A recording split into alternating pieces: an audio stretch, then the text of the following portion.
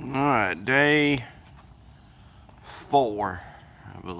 Yeah, 4.5, really 5 actual day. Got a final coat of mud put on and sanded.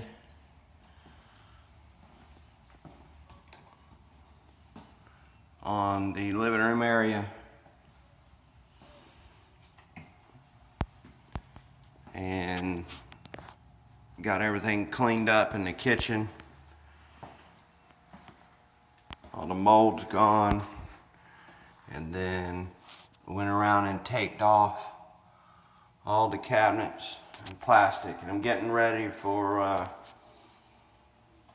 orange peel and knockdown.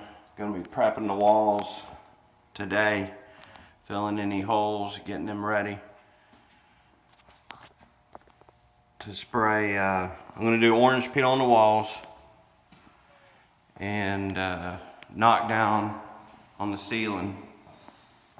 The ceiling come out great. Open up, get some air in this place.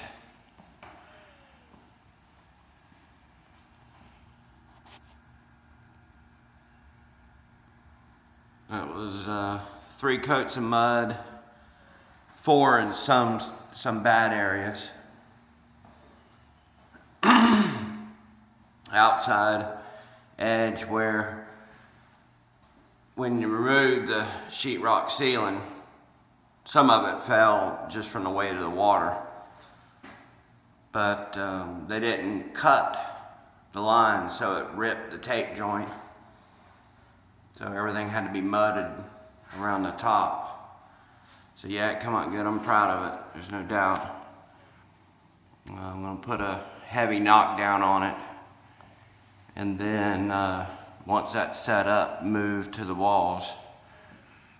The popcorn, that light's kind of messing it up a little bit, but the popcorn's been scraped back, obviously, on the other end. And where the sheetrock was papered, ripped up, I just skim coated it a couple layers and then sanded it in. So it's a proper transition. And don't look too bad. I think it'll look fine.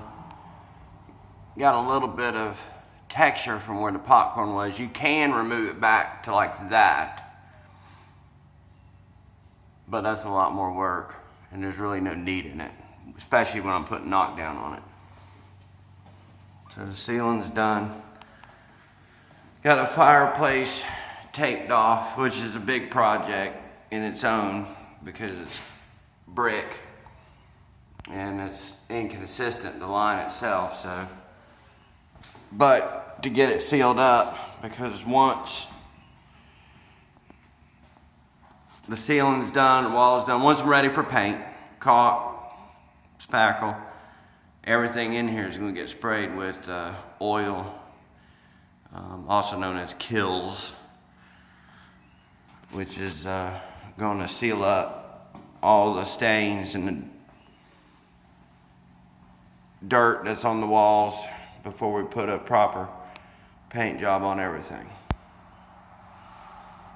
Cleaned up the ceiling for what I could, getting it ready. A little bit of prep work. This is common, where the corner bead starts breaking loose.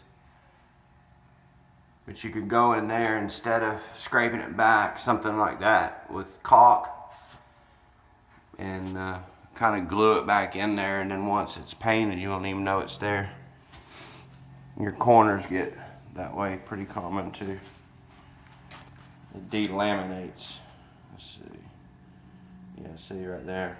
A little bit of caulk can be put in there. I mean, otherwise you have to scrape it back and do 2-3 coats of mud. Upstairs, nothing's changed. My help is supposed to be coming back in today, which will be good, so we can move on. This has consumed most of the time. It took a lot of work to get this floor covered yesterday, because again, we got to get it ready. Because it was so dirty, you can't just tape to dirt, so you had to wash the baseboard, wash the actual tile. Tape wouldn't even stick to it. So, and this closet was a nasty wreck.